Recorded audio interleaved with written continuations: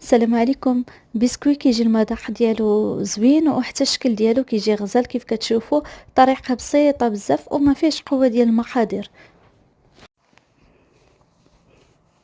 غادي نحتاج واحد 170 غرام ديال الزبده بحراره ديال الغرفه، واحد 160 غرام ديال السكر كلاصي. نخلطوا هادشي هذا مزيان تيولي لينا بحال بوماد.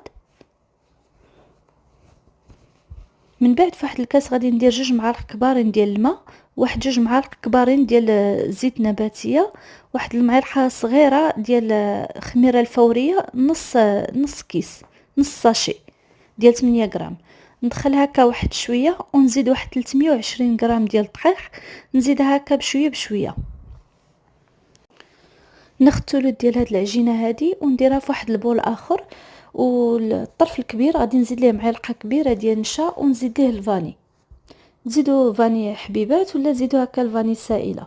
الطرف الصغير غادي نزيد ليه 2 معالق كبارين ديال الكاكاو، تقريبا واحد 14 غرام. الا بنت لكم العجينه ناشفه زيدوا واحد المعلقه كبيره ديال الماء.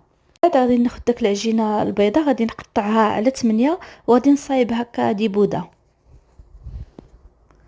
والعجينه ديال الكاكاو حتى هي غادي ناخذها ونقطعها حتى هي على 7 وغادي نشكل حتى هي ديبوده.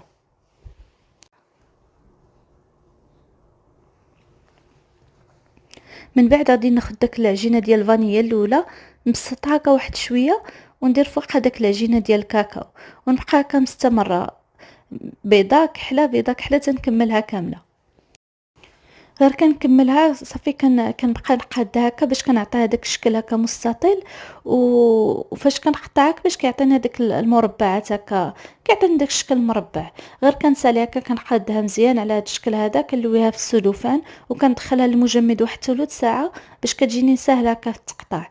من بعد غادي نستفها في الطاوه ونفرقوا بيناتها هكا باش ما كتزيد هكا كتنفخ هكا تسيح. من الافضل تفرقوا بيناتها هكا باش ما تلصقش ليكم.